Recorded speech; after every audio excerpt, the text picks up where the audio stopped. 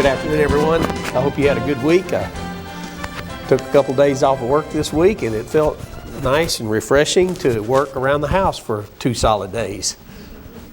But I'm building a room onto our house, and I used to do that work and be a contractor, and I've about forgotten how much work it is to build a room on and how many details have to be looked after. And I've been busily working on that for a couple of months now, and I'm down to sanding the sheetrock and ready for paint. So that kind of tell you where I'm at in that process. But it's been a fun job, a hobby of mine. I love to build, and I'm realizing what Solomon said, that at the end of the day, it's really the sweat of your brow and the job feeling of accomplishment and a job well done that gives you the greatest gratification. It's not all the other business of work and labor and money and all of that, power and fame and fortune that really brings gratification. It's just a simple job of like hanging a piece of sheetrock and being able to say, I did it, and getting that gratification.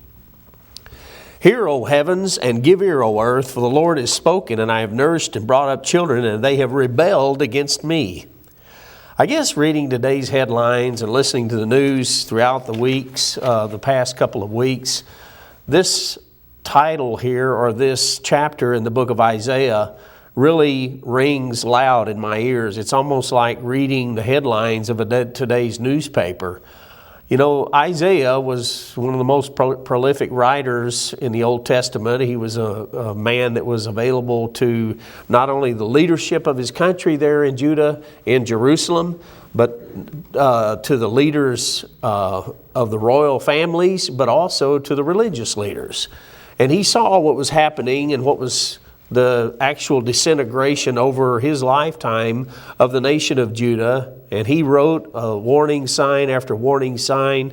Of course, he did not live to see the actual overthrow of the land of Judah, as did Jeremiah. We'll maybe comment on him in a moment. He says in his first chapter of the book of Isaiah here, the ox knows his owner and the ass his master's crib. Dumb animals out here, they know where their food comes from. But Israel does not know, my people do not consider. People in the United States and Great Britain and Australia and Canada, New Zealand, South Africa, and many of the former colonies of Great Britain do not realize that we are a part of the nation of Israel, and that these verses, these chapters, these words here in God's book, the Bible we call it, are actually directed at the people of the United States and Britain today. He calls them Israel. And he says, a sinful nation, a people laden with iniquity. And what is that? What in the world is he talking about there? I thought that old law and that business in the Old Testament was done away. A seed of evildoers, children that are corrupters. They have forsaken the Lord. They have provoked the Holy One of Israel unto anger. Does God get angry? Oh, I thought God was all about love, only love, all the time. Bubbling over with just love, love, love, love. He says, they are gone away backward. And that it might be a reference there of when the children of Israel came out of the land of Egypt. And what did they want to do? They wanted to turn around and go right back where they came from. They weren't a month out in the wilderness and they started complaining and griping and they were just telling Moses how wonderful it was back there in slavery in Egypt, with all of the burdens they had of bricks and whatnot. Verse 5, why should you be stricken anymore? It's like a rebellious child. You chasten a child, you correct him, and he just completely, I have to tell you this. I was telling Judy this morning, I watched this painful video of these two guys. They would go out and recapture someone who had jumped bail. And they're not really police officers, but they go armed, and they're not police officers, but they have the law on their side, and they can go out and actually capture someone that has jumped bail, and they get paid, a bonus for bringing someone back, a couple $1,000s anyway. They went into this house, and they absolutely went through every room in this house, and there was a man there, and they kept asking him, and he was acting real strange, so they handcuffed him. And they knew the guy was there. And they rifled through his house. They went up in the attic. They crawled through every, possible corner in that attic. They came down. They went outside, and they realized that there was this house was on pier and beam, and there must have been an access door somewhere. And they went inside the house. These guys are courageous. I mean, they could have been somebody sitting there with a pistol pointed right at their head when they popped their head up into the attic. But they found this crawl space inside a closet under a shelf that you had to take the carpet and pull up. And this courageous guy went down in there, and he got the camera down in there and went through the muddy cobwebs and stinking environment that's under a house to the far corner back there underneath some plastic, and there they found this fugitive. And once they got him out back up on the floor of that house, they spent 10 solid minutes trying to put the handcuffs on this guy. One of the guys was saying, just back up, I'm going to tase him, and the other guy said, no, we don't need to use force. But it really demonstrated to me the rebellious unwillingness to be a law-abiding citizen, even at the hands of these guys. And they were one of the guys was a big, giant black man that probably had 200 pounds on him, was physically laying on the guy to subdue him. But he would not give in, even to the point of them dragging him by his feet down the hallway and outside. It was painful for me to watch, but it reminded me of our nation, how rebellious, and the prophet Isaiah saw that in his own country. He said, why should I correct you anymore? You will revolt more and more. The whole head is sick. Boy, you want to talk about the head being on display in this last couple of weeks. The head of our country, both in the United States and in Britain, has been on display, hasn't it? We really have gotten to see a real good look at people that you probably wouldn't even recognize before the last couple of weeks, their name. And now we know exactly who they are and how they act, their character, what kind of people they are, what they're willing to let go, what they're willing to stand up for, their moral values, their moral high road or low road, whatever it might be. He said the whole head is sick and the whole heart is faint. From the sole of the foot even to the head, there is no soundness in it, but wounds and bruises and putrefying sores.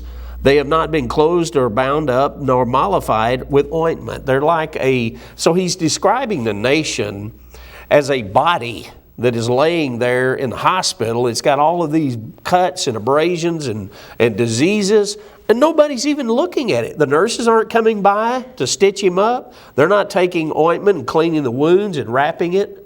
They're just leaving it just as it is. No one seems to even care.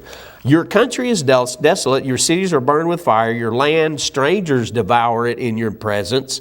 And it is desolate as overthrown by strangers. Talking about people that have invaded their land right in front of them. And no one did anything about it. And the daughter of Zion is left as a cottage in a vineyard and a lodge in a garden of cucumbers as a besieged city. Is like I've said in the past, if you've ever grown cucumbers, you put your row, you go out there and plow your little garden spot, and you put your nice neat little rows and your little signs that tell you this is a row of corn and this is a row of beets and this is a row of radishes, and I'm going to put the cucumbers right here, right beside everything else. If you're an inexperienced gardener, you find out that cucumbers will take over the whole garden. They will just completely cover everything. You find yourself out there with a weed whacker trying to cut back some of these cucumbers so everything else can grow. A perfect analogy here of your land being invaded by foreigners to the point to where you can't even realize your own people anymore. That there's no resistance to preserving your own nation and your own culture. Look what he says. Except the Lord of hosts left unto us a very small remnant, we'd been like Sodom and we had been like unto Gomorrah. What an indictment. I mean, it's just a very striking indictment here of the nation of Judah, which I believe certainly can be compared to America, the United States today, and as well as Britain. In verse 10, he says, "Hear the word of the Lord, you rulers of Sodom, and give ear unto the law of our God, you people of Gomorrah." What law? What law is he asking them to give ear to? And he calls them Sodom and Gomorrah. He's talking about the people of his own country there. And of course, he goes on to try to give them a call to repentance here down in verse 16. He says, "Wash you and make you clean. Put away the evil of your doings from before your eyes. Cease to do evil. Learn to do well. Seek judgment, relieve the oppressed, judge the fatherless, plead for the widow." You know, there is a sin of omission. You know, there is a sin against God's law, obviously, but there's also a sin of omission. That means knowing what to do, knowing what is right, knowing the things that you should do, but ignoring them. Oh, I'll just sit over here in my corner and I'll keep God's laws, but I'm not going to bother with the widows or the poor or the fatherless. I'll let somebody else do that. And by that, extrapolation, you actually are breaking God's law because you're neglecting to do what God wants you to do. Learn to do well, seek judgment, as I said. Come now, let us reason together, though your sins be as scarlet. And of course, he's talking about a nation here. They shall be white as snow. Though they be red like crimson, they shall be as wool. If you be willing and obedient, you shall eat the good of the land. And of course, he goes on to talk about how the faithful city had become a harlot. What is wrong with our nation? What is wrong with our country? Does anybody feel as though we're living among the inner workings of a spy novel? I mean, what you see, it's like one of the guys at work says, you can't make this stuff up. It's almost like we're living in someone's thought up spy novel, and it just seems impossible in real life, and yet we're living it here today. It seems as though the more the investigation goes forward in this drummed up impeachment process, the more corruption at the highest level is revealed. Is there anyone in our government that doesn't have tainted hands or fingers? As the Bible speaks of here, as we'll see in a moment. I tried to imagine this morning, what if sin came in the form of blue dye? That every time you sin, your finger would turn just absolutely the bluest dye. You dipped your finger in blue dye. I would imagine that some of these guys up in Washington would look like the Blue Man Crew, because their whole body would be covered with blue dye, because they cannot utter a word without telling a lie. And they're so steeped in the heinous crimes and the sins that they're committing that they have completely deceived themselves to believe that what they're doing isn't wrong. I mean, there wouldn't be a spot on their bodies that wouldn't be covered with blue. And I make a sort of a joke out of it, but it's not really funny, is it? It's enormously sad. These people are elected and chosen to represent the people of the United States and, of course, the democracies of Great Britain and Australia and Canada. They're elected to be in charge of the economy and our defense and our institutions of learning. How then are we expected to believe that they will honor the wishes of the people when they openly defy every moral code that was the bedrock and the underlying theme of our Declaration of Independence and, of course, our Constitution? Never before in the history of our country has such a blatant disregard for the truth and for the laws that govern our land been so besmirched, ignored, and violated. Will there be consequences? When you look at our economy today, and I did today, looked it up this morning, how is it that we are $23 trillion in debt? And I don't know, that number seems to change by the week or where you look it up or what the most current update is. It's somewhere between $23 and $26 trillion. We just signed another ominous bill, and that word ominous means a bill that has a whole bunch of other bills stacked on it. So, and I believe, I forget how many pages it was over 1,000 pages long. And it had within it all of these special interest bills that passed laws, and they did this, of course, late at night, and they passed it right on through. $1.3 trillion.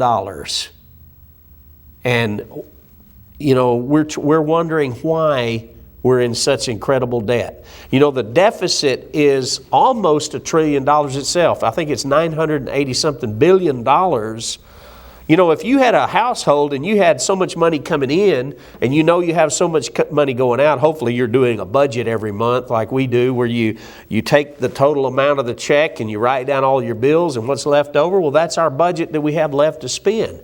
The United States is almost $1 trillion to the negative. We're spending $1 trillion more, almost $980-something billion more than what we're taking in. How could any household budget expect to stay afloat? And of course, the United States is doing this year after year after year. That is the difference between what we take in revenue and what we're spending. How long, as I said, would the average household last on this type of spending spree? I looked again at the crime clock this morning, which I don't like to do because it's too depressing for me. Every 32 minutes, a murder takes place. And if you look at places like Detroit and Chicago, places like up in the Northeast, especially, where a murder takes place almost every day of the calendar year in some of these places. Atlanta, I remember flying into Atlanta one time. I stayed in a hotel right there by the airport, and I met one of my customers, and he told me later on, man, you don't ever stay there. You call me, I'll come get you, because that place is known for stabbings and shootings and robberies that take place in a hotel.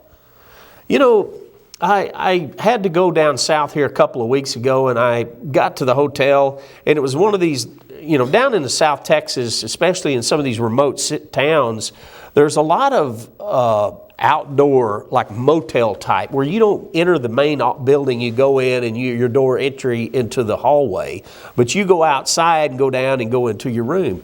The lady gave me a key, and I went down to my room, which wasn't about halfway down the length of the hotel, and the key didn't work. So I went back to the lady, I said, my key didn't work. She gave me another key. I went back down there. My key didn't work again. So I came back to her and I said, I don't know what's going on, but the key will not work. So she said, well, let me give you another room. So I left there, walked all the way back down to the parking lot. It's dark at night. It's, 10:30 at night. It's it's pitch black dark outside. I was a little concerned about walking up and down this parking lot. I get there and I open the room and someone else is in this room.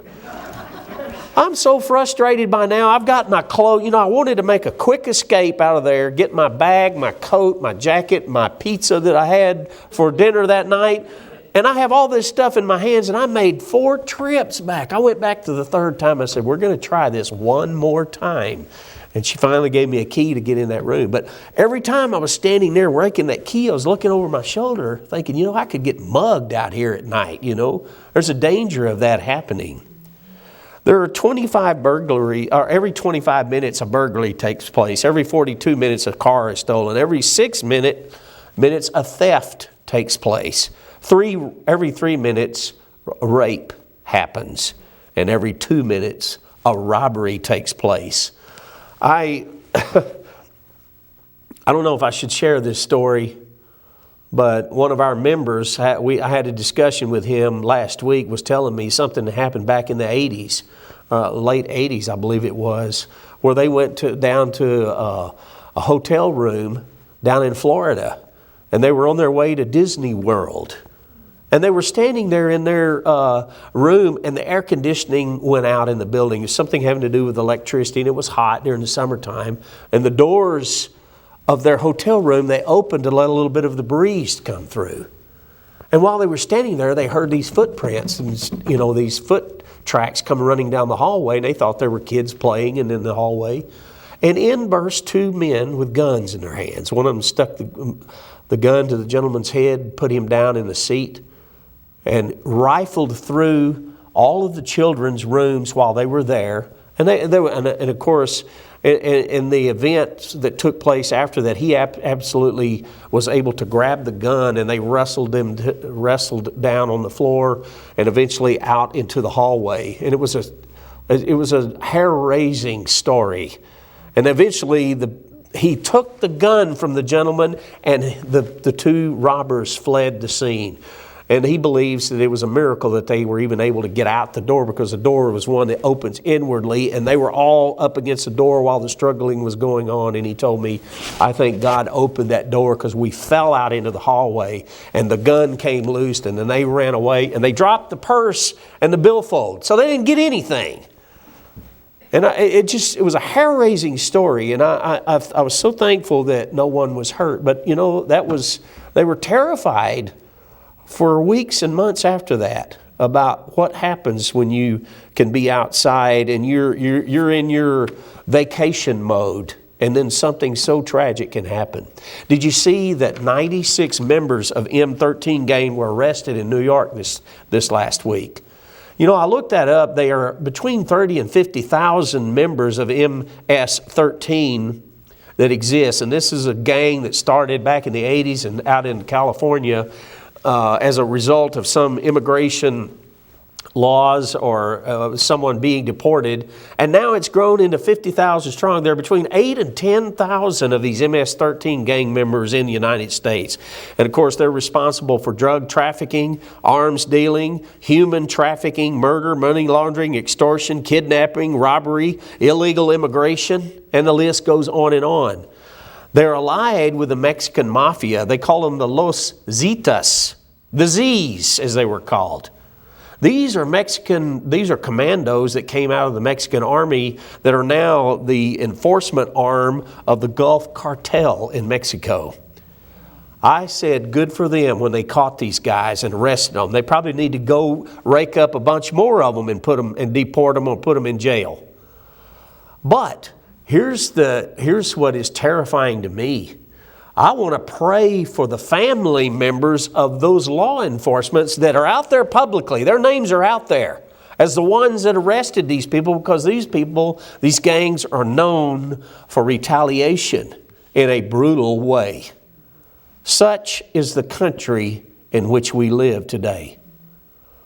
We are equally disturbed. What is equally disturbing is that out of all these crimes, only a very few people are caught. And out of those that are caught, only a very few ever go to court or trial. And out of those that go to court, only a very few of those are convicted. And out of those, only a very few are actually sentenced. How many times have you gone down and served on a jury or had jury duty? It seems like I go once a month. Smith County has got a rotating list. I know it's not that much, but it seems like there's one of those yellow stickers hanging on my refrigerator all the time. It's either me or Judy, one or the other. We're going to jury duty. She'll get hers and I'll think, oh, mine's coming next week. You go down there and you sit on the jury, and they have 120 people's day messed up where you got to go down there and sit to be selected for a jury panel. Inevitably, they will settle out of court. The person that committed the crime never saw a jury. They cut a deal so that they don't have to go through this process of going to court. And of those that actually go to court and get sentenced, only a very few of them serve time. And of those, most of them get off early. They never serve their full term. And of course, our prisons are a revolving door, and our prisons are at capacity. I'd like to talk to you today about the cost of goods as well. When you go try to buy a house or a car now, look at the costs. I bought 5 gallons of paint for my little remodeling project I got going on today.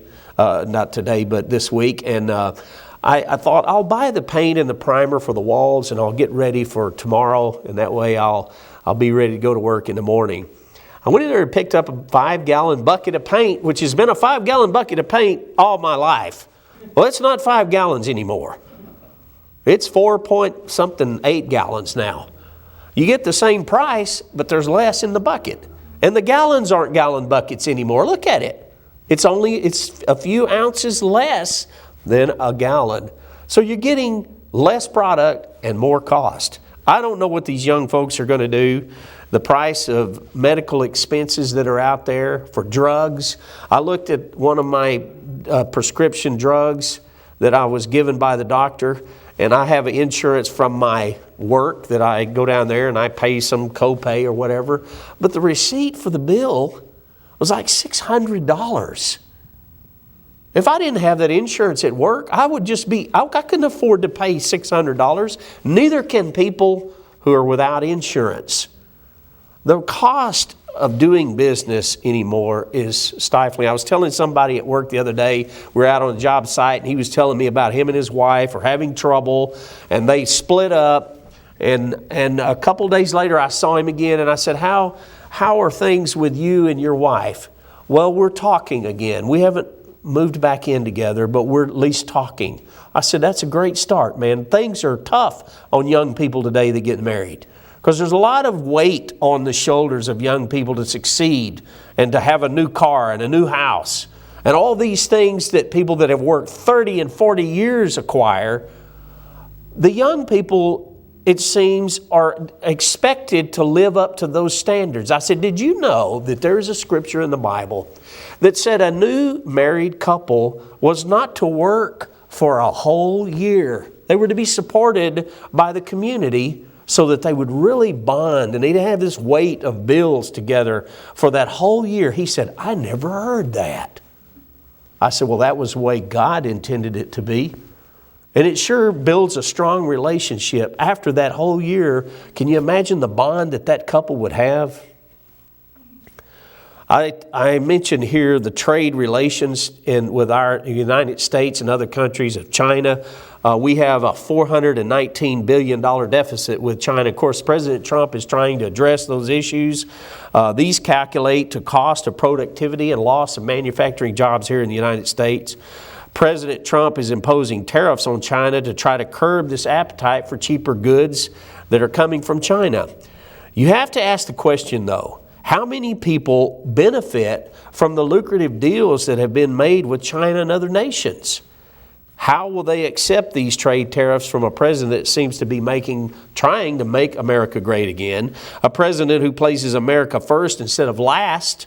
A president who doesn't feel he needs to go abroad and apologize for our prosperity and the blessings we enjoy, which are direct results from the blessings and promises that God made to His people, Israel. Our country has given away more money to the economies and military assistance of nations all over the world. We give away, I think the current number I could find was in 2017, where we gave away $50 billion to countries all over the world that have terrible needs, and they're struggling, and that's just the money that I guess we know about. I don't know about all the secret deals and the monies that have been made under the table and hidden in other bills. Maybe that's possible that we could look at those sometime. I haven't even begun to talk about the homosexual movement, the gay and lesbian movement. I heard a story the other day where some guy was sentenced to 15 years for burning the rainbow flag. I went and looked that up. By the way, and there was a real critical write-up about that, where people can burn the American flag and it's okay, but you go burn one of these rainbow flags, you're liable to land yourself in jail. I did go up and look up the story behind that and found out that this was a repeat offender. And he had other charges against him, and because of the 2 or 3 charges that he had been found guilty of, that state triples the amount of sentencing that happens upon the third offense. And that was the reason for the 15 years. But either way, he still, because of his actions that would have been, probably been hailed as a victory at some point in time. Now, it's wrong to even consider that, because they consider it a hate crime against humanity.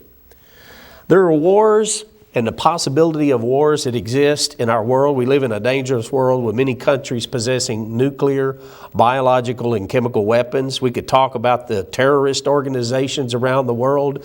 We could talk about illegal immigration. Did you hear in England that there's a scarlet fever outbreak? They're suffering from diseases, and we're beginning to see that not only in China. There was an outbreak of plague, bubonic plague. And of course, China, they don't want to make this a big public spectacle, so they're trying to subdue the story because they don't want their people to live in fear and run rampant, so they're trying to keep these stories in wraps. We've had that here in the United States as well.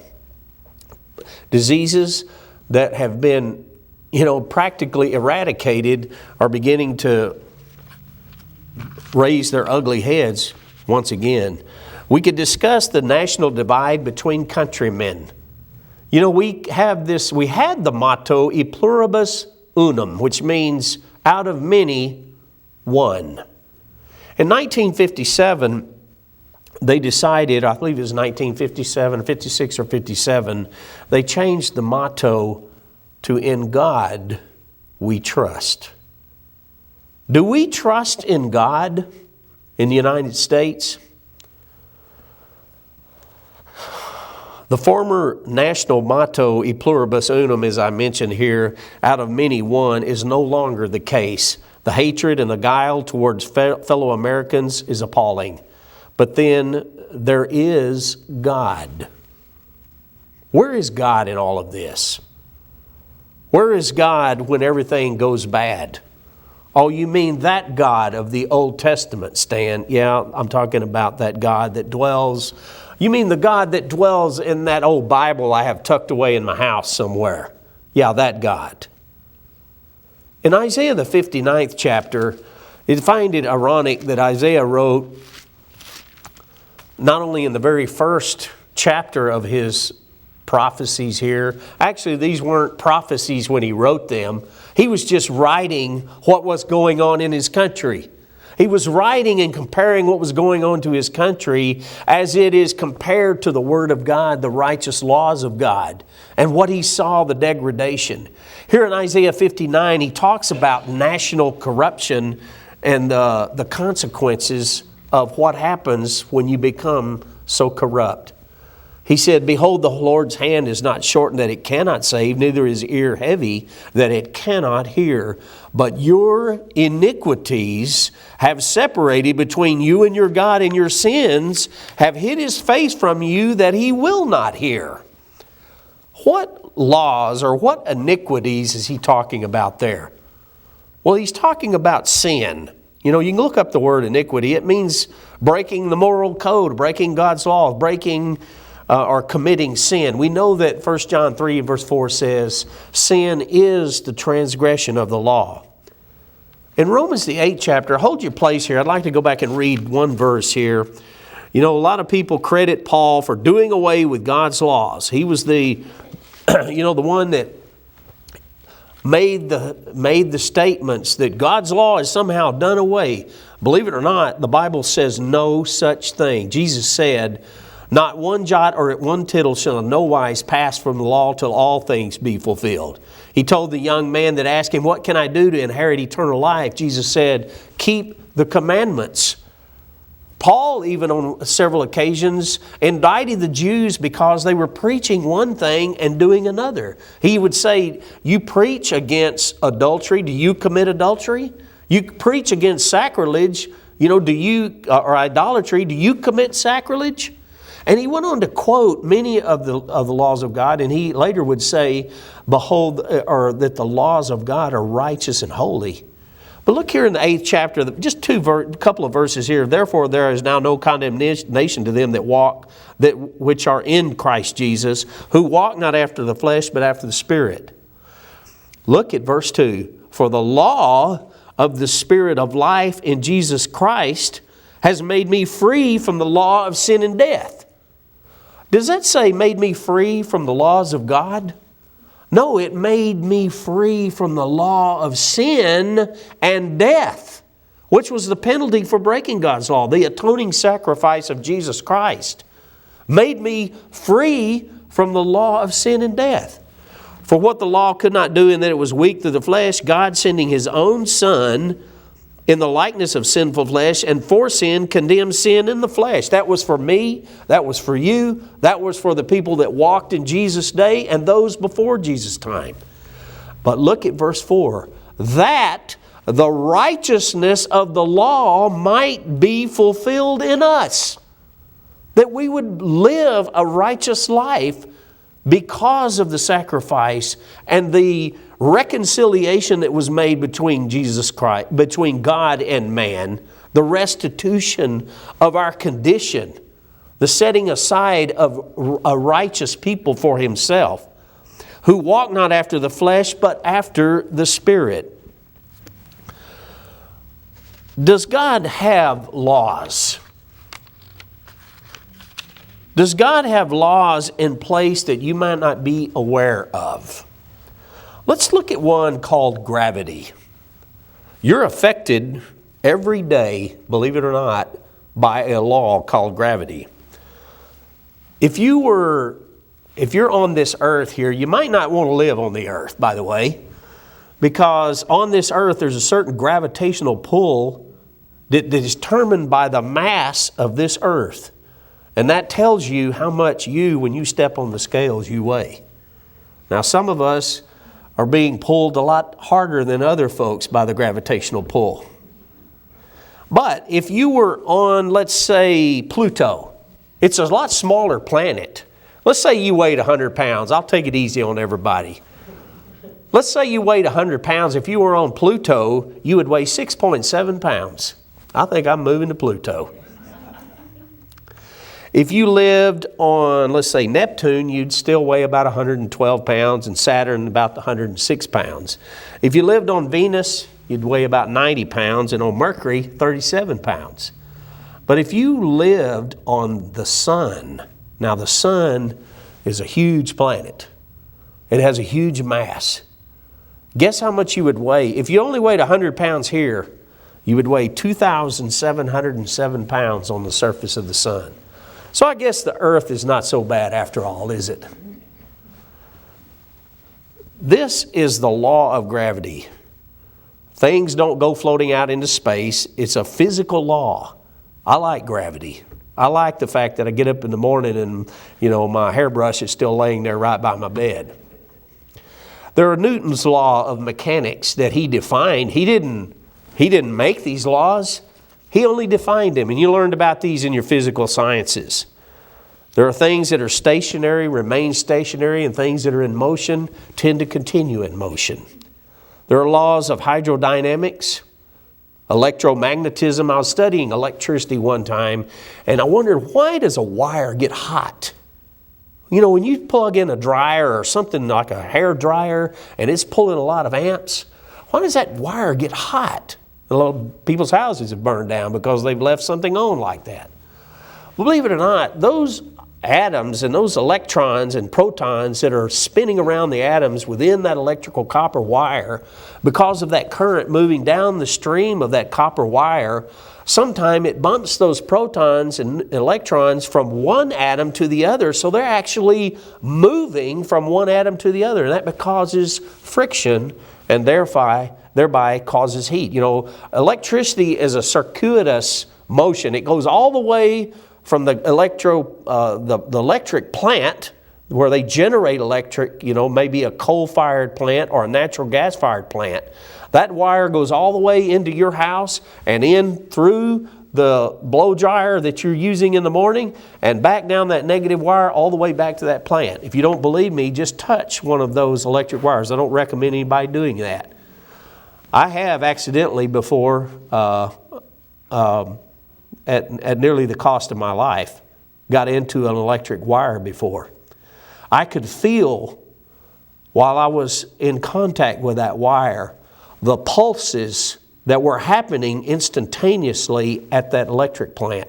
That armature, as it was turning inside that big generator, I could feel those pulses, bap, bap, bap, bap, bap, and that was holding me in place there. I barely did get away from it.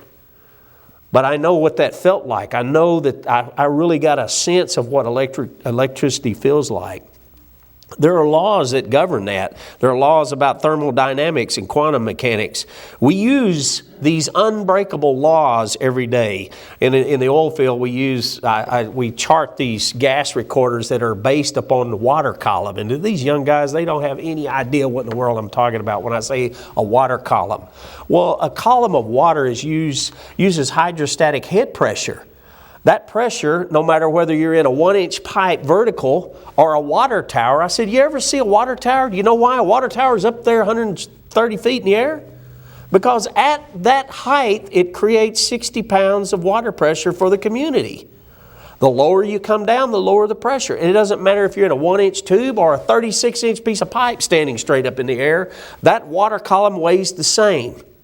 It's not like stacking up steel or tin or wood that becomes heavier the more you add to the height. That water has a constant value, whether it's 1-inch or 36-inch pipe. And it's a given. And because it is a given, scientists has used that as a fastening point in order to experiment with other things. And so like altimeter gauges and things like that, they set with inches of water. That was the amount of water column that was produced by the weight or whatever they might be using. There is this macro universe, as I described, the building blocks of matter where atoms, protons, neutrons, and electrons. Whether you're talking about the carpet under your feet, the watch on your arm, this podium here, or lumber or steel, all matter contains atoms. They are energy. They're described as like little bitty tiny universes with this nucleus and these protons and neutrons that are moving around at such incredible speed. It's almost as if these tiny building blocks of matter have an energy in them that's almost like alive because they're moving and whirling about. And some are attracted to others. And we find that in water we have hydrogen and oxygen that are coupled together to make water. Some of these that you can't put together because there will be a reaction. There's a law there. It's a law that's been in place ever since there has been a human being or this earth that exists. These are unbreakable laws. Where did these laws come from? How did they exist? Where do these laws that men have determined exist come from? I want people to be logical for a moment. When you look at the microcosm as we just described, and then you step out and look at the universe, and you see galaxies, you see stars, and you see symmetry, and you see similitude in the microcosm. The same things look the same way. Have you ever wondered why a zebra looks like a thumbprint? That always baffles me. It's like God took a thumbprint and put it all over that zebra. To me, that's what it looks like. I can't help it. Why is it that whales nurse their young just like dogs or cows? Why do all animals seem to have two eyes? Why don't they all just have one or 60,000 eyes, maybe like a fly does? I mean, that's maybe one example there. Why do animals have a face? There's no need to have a face. Evolution wouldn't necessitate that everything have a face, but when you look in creation, when you look at the universe and you look at it logically, you see symmetry. You see the fingerprints of the painter, the artisan, the designer, the creator. You know, they say that professionals that look at painting, that clean paintings, they can tell the difference between a fraud and the real painting. Because they can look in a microscope or blow it up and they can see that this artist had a certain way of using a certain brush stroke. And they know, they can actually, even if it's not signed, they can determine who the artist was. Even if he had most of the time it's because the artist didn't think the painting was good enough to sign and he threw it over in a corner up in the attic. And 100 years later, somebody dug it up and went, wow, this one's worth $10 million. Because it was by this certain artist. There is the macrocosm, the same symmetry of design and similitude, space with all of its planets resembling the microcosm. Was this all by chance? Be logical for a moment. I submit to you that God established laws that are in force on us, all around us every day. They govern every aspect of our lives, and yet we deny that He even exists. What a terrible, what a terrible tragedy. But we are a nation. Let's go to Isaiah, the 59th chapter. He says, verse 2, he said, "But your iniquities have separated between you and God. For your hands are defiled with blood, your fingers with iniquity, and your lips have spoken lies. Your tongues have muttered perverseness." Every example of that can be portrayed in not only our news, but in our government, but in movies and radio programs and all kinds of entertainment, in business dealings. I deal with that on a weekly basis. I was thinking this morning how hard it is to stand up here and give a sermon on the Sabbath day in God's Word about God's laws, and then turn around Monday morning and go out here into this world with all of its chicanery and people stepping on one another and people trying to outdo one another and trying to put other people out of business and the dog-eat-dog world. It's really difficult to make that transition week after week. I know you do too. I know you do too. He says, "None calls for justice, nor any pleads for the truth." I was thinking this morning, God is love. We know that, don't we? The Bible tells us that. It also tells us that God is righteous, that God is truth. Unadulterated, crystal clear truth only proceeds out of His mouth. Can you imagine a world where everybody told the truth? I mean, it's just something to think about. He says, "For they trust in vanity and they speak lies. They conceive mischief and bring forth iniquity. They hatch a cockatrice egg and weave a spider's web. He that eats the egg dies, and they which are crushed breaks out into a viper." In other words, they look like a good egg you might cook for breakfast, and you break it open and a viper jumps out and bites you on the arm or something. I mean, that's the comparison. "Their webs shall not become garments, neither shall they cover themselves with their works. Their works are works of iniquity, and the act of violence is in their hands." The decisions that are being made in our country to support things that are illicit, things that our nation once would stand up against, now being accepted as the norm. And not only that, the people who believe in righteousness are put down. They're become the enemy. That which is right is wrong, and that which is wrong has become right. He said, "Their feet run to evil, and they make haste to shed innocent blood. Their thoughts are thoughts of iniquity. Wasting and destruction are in their path." They don't have anything but to level everything behind them. Like Hitler's scorched earth policy comes to my mind. And when they walk through, they're like a bull in a china closet, They destroy everything they touch. "The way of peace they know not. They have no judgment in their goings. They've made them crooked paths.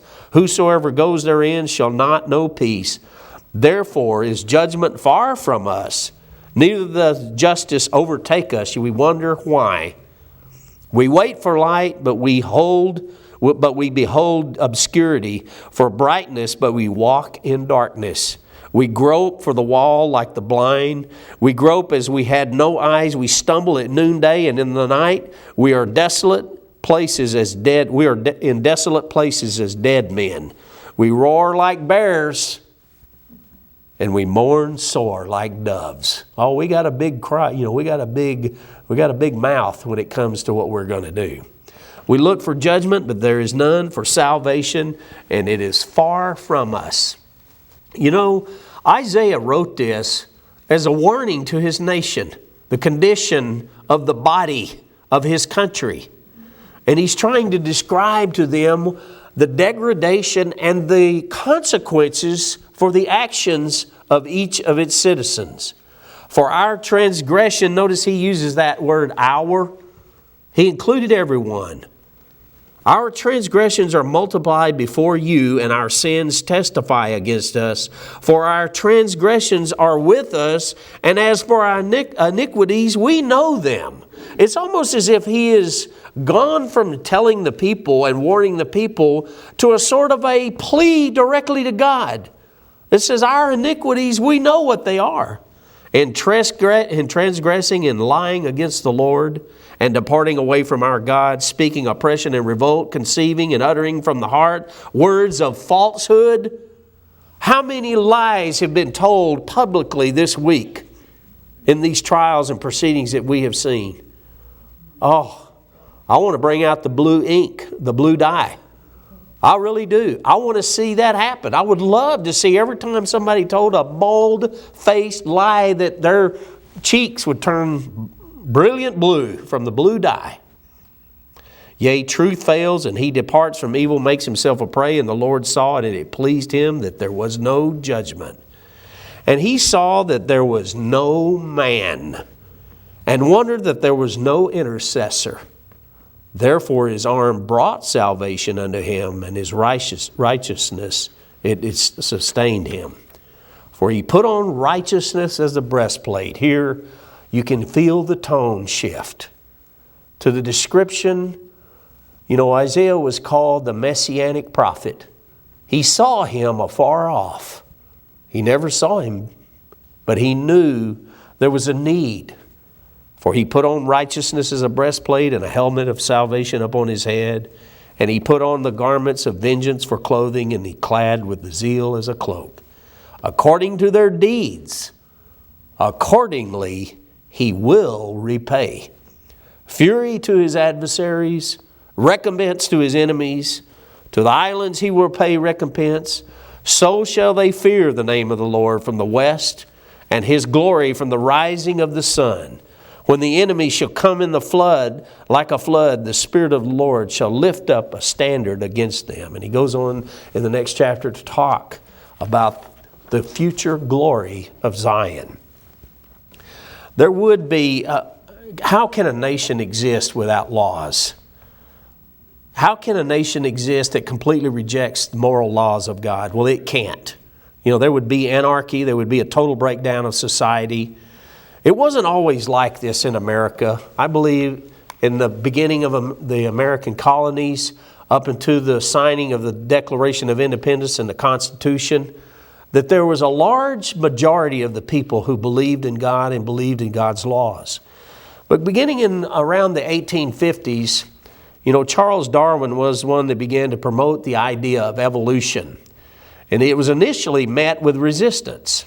I want you to see if this story sounds familiar to what we're hearing in today's news about nature and about saving the planet.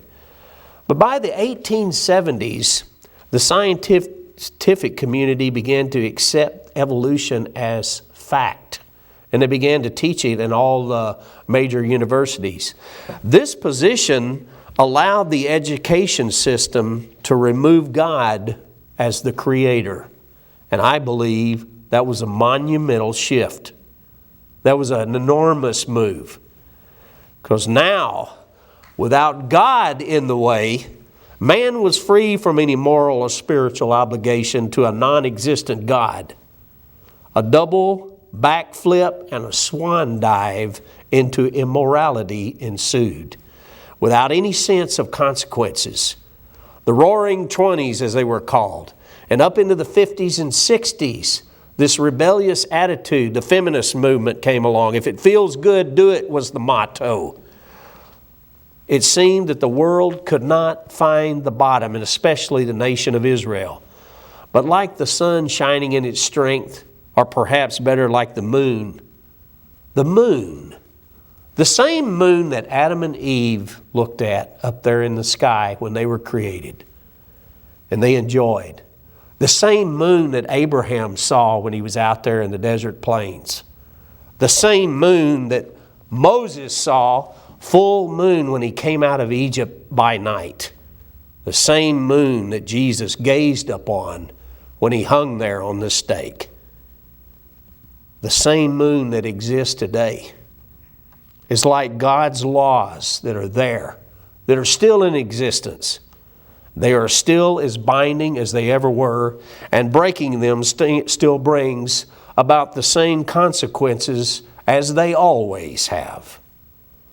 What would our nation be like if for 1 month everyone in our nation obeyed God's laws? There'd be no crime, no pornography, no murder, no theft, robbery, lies, no blasphemous behavior, no heinous movies, no violence or bloodshed, no wild abandonment from God's moral code. I can't even imagine what the world would be like, let alone our nation. Do you think God would even take notice? I think He would. Do you think things might begin to turn around for our country? Oh, I certainly believe they would. How many Christians or Christian organizations have slowly begun to accept the immoral behavior and sin in their congregations? How many churches are afraid to address the diametrically opposite conduct of what God's law teaches, but have allowed sinful behavior to coexist with God's holy and righteous laws? And is that even possible? No, it isn't. Jesus said, you're going to serve one master or the other. You can't serve both. You can't have sin and righteousness coexisting together. It is time that the church leaders, teachers, ministers, and elders stand up for what is righteous, to decry sin, to expose sin for what it is and address sin and its results upon society. Isaiah 58, 1 chapter back, he says, cry aloud, spare not, show my people their ways. Let me read that just real quickly so I get it right. Cry aloud, spare not, lift up your voice like a trumpet and show my people their transgressions and the house of Jacob their sins. That was a call out from the same prophet here to cry aloud. And when you go back and read Jeremiah, when he was described what he saw in his nation, he said, my bowels, my guts are sick of the sins that I see and what I know God is going to bring upon a sinful nation. He couldn't stand it. I guess I can't stand it. It is horrible to see what's happening in our country. And I know what God's Word says about rejecting Him. And it makes me deeply sad. I want my nation to repent, to turn around and to seek God. In Revelation, the 18th chapter, verse 4, he says, come out of her, my people, and be not partakers of her sins, that you receive not of her plagues. You know, you may not be able to change the world or an entire country or maybe even your own state or city or town, but you can change your own behavior. Whether you're a homemaker, a laborer, a truck driver, businessman or woman, you can make a difference and you can begin to influence others that are around you. I'd like to close here over one page here to Isaiah 61, verse 2. Or verse 1, the Spirit of the Lord is upon me because the Lord has anointed me to preach good tidings unto the meek. He sent me to bind up the brokenhearted, to proclaim liberty to the captives, and the opening of a prison to them that are bound. Jesus quoted this statement when He was there in the temple. He stood up and read this scripture. He said, today this scripture is fulfilled in your ears, to proclaim the acceptable year of the Lord and the day of vengeance of our God, to comfort all that mourn. Jesus didn't quote that part, by the way, where it says the day of vengeance of our God, because that is yet future. To comfort all that mourn, to appoint them that have mourned in Zion, to give unto them beauty for ashes, the oil of joy for mourning, the garment of praise for the spirit of heaviness, that they might be called the trees of righteousness. How can you be called a tree of righteousness if you disobey God's laws? Skip down to verse 10. I will greatly rejoice in the Lord. My soul shall be joyful in my God. For He hath clothed me with the garment of salvation. He has covered me with a robe of righteousness, as a bridegroom decked himself with ornaments, and as a bride adorned herself with her jewels. For as the earth brings forth her bud, And as the garden causes the things that are sown in it to spring forth, so the Lord will cause righteousness and praise to spring forth before all the nations. I guess that I wanted to end that on an up note, that God is going to restore righteousness to our world. And we certainly and desperately need it here in the United States.